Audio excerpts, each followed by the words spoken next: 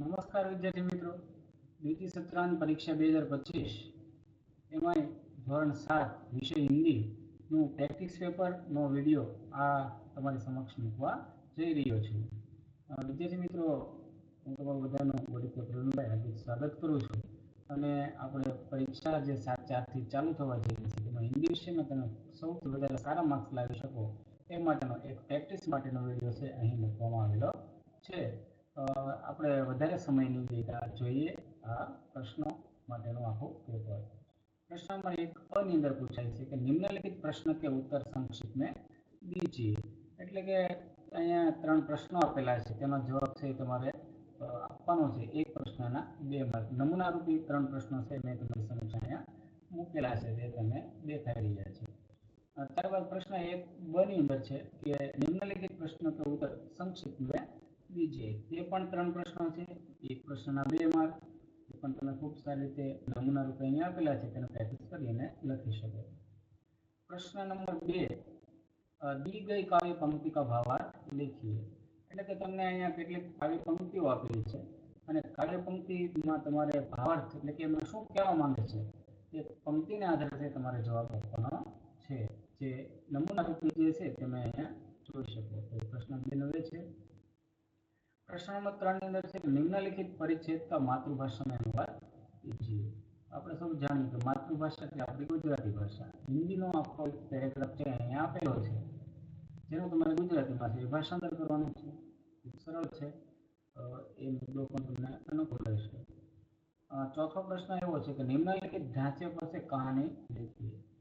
ઢાંચે એટલે કે અહીંયા કેટલાક મુદ્દાઓ આપેલા છે, એ મુદ્દાઓને ધ્યાનમાં રાખી અને તમારે આખી વાર્તા છે, કહાની છે લખવાની છે, એનું શીર્ષક આપવાનું છે, એનું શીખ લખવાનું છે. તો એ અહીં આપેલી છે, 6 માર્કની અંદર પૂછાય છે, નમૂના રૂપ છે, તમે જોઈ શકો. ત્યારબાદ વિદ્યાર્થી મિત્રો, 5મો પ્રશ્નનો નમૂનો એવો છે કે दिए गए शब्दों का लिंग परिवर्तन करके वाक्य में प्रयोग कीजिए.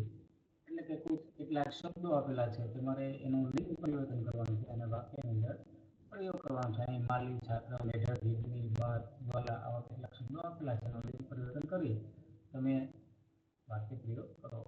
प्रश्न नंबर 6 है, निम्नलिखित वाक्यों में से विशेषण छांटकर उसका प्रकार लिखिए. એટલે કે અહીંયા તમે આ કેટલાક વાક્યો જોઈ શકો, એની અંદર છે તમારે વિશેષણ પસંદ કરવાનું છે અને અલગ છે એ લખવાનું છે. દાખલા તરીકે खरगोश का शरीर मुलायम होता है. તો અહીં વિશેષણવાચક તો ખરગોશનું શરીર કેવું છે? તો મુલાયમ છે, તો મુલાયમ છે એનું વિશેષણ છે. પછી प्रयाग 3 नदियों का संगम स्थान है. प्रयाग नदी का संगम स्थान કેટલી નદીઓ? તો 3 નદીઓ. તો એ એનું વિશેષણ, નામના અર્થમાં વધારો કરે એ આપણું વિશેષણ છે. તો એ કેટલાક શબ્દો છે આપેલા છે વાક્યો. प्रश्न नंबर 7 ની અંદર વિદ્યાર્થી મિત્રો એવું છે કે क्रिया का काल जानकर उसका प्रकार बताइए. એટલે કે ક્રિયા કઈ ક્રિયા છે એનો કાળ બતાવી અને તમારે એનો પ્રકાર છે એ બતાવવાનો છે, જે આપણે અભ્યાસક્રમમાં અગાઉ ભણી ચૂક્યા છે. તો એ છે લખવાનું છે. प्रश्न नंबर 8 ની અંદર છે काव्य को पढ़कर उसके आधार पर दिए गए प्रश्न का उत्तर लिखिए. તો અહીંયા આ તમે જો એક કેટલું કાવ્ય આપેલું છે, તો કાવ્યના આધારે આ જે કાવ્ય છે એ કાવ્યના આધારે કેટલાક પ્રશ્નો આપેલા છે, એનો જવાબ આપણે લખવાનો છે. આખું કાવ્ય છે, આ એના પ્રશ્નો છે. પ્રશ્નનો જવાબ તમારે આ કાવ્યના આધારે ગોતીને છે લખવાના છે. શીર્ષકનો પણ એક પ્રશ્ન હશે, જે તમારે શીર્ષક આપવાનું છે. 9મો प्रश्न એવો છે કે दिए गए शब्दों के आधार पर 2 चुटकुले का निर्माण करके लिखिए. કેટલાક શબ્દો આપેલા છે, એ શબ્દોના આધારે તમારે ચુટકુલો છે એ બનાવવાના છે.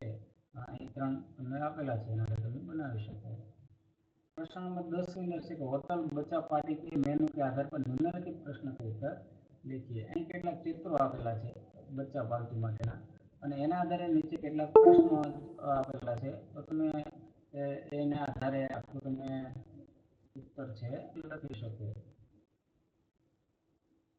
ત્યારબાદ 11મો પ્રશ્ન એવો છે કે आपके 7 मित्रों के नाम, जन्म दिनांक, ऊंचाई और वजन लिखकर सारणी बनाइए. તો અહીંયા ક્રમ, મિત્રોનું નામ, જન્મદિવસ, ઊંચાઈ અને વજન તમે તમારી રીતે છે એ મિત્રોનું નામ લખી, જન્મ તારીખ અને ઊંચાઈ વજન છે લખી નાખી એ સારણી છે તમારે બનાવવાની છે. ત્યારબાદ 12મો પ્રશ્ન એવો છે કે आपके अपने विद्यालय में मनाए गए प्रजासत्ताक दिन के बारे में जानकारी देता हो तो पत्र अपने मित्र को लिखिए એટલે કે તમારા મિત્રને એક પત્ર છે તમારે લખવાનો છે। તો આ રીતે આપણું ધોરણ 7 ની અંદર હિન્દી વિષયમાં પૂછાઈ શકે તેવી પ્રેક્ટિસ માટેનું પેપર છે એ તમારી સમક્ષ મૂકેલું છે। તમને જો આ વિડીયો સારો લાગે તો એને વિદ્યાર્થી સુધી પહોંચાડો જેથી કરીને બધા જ વિદ્યાર્થીઓને આનો લાભ મળી શકે। અને હવે પછી નવા જ વિડીયોમાં આપણે ફરીવાર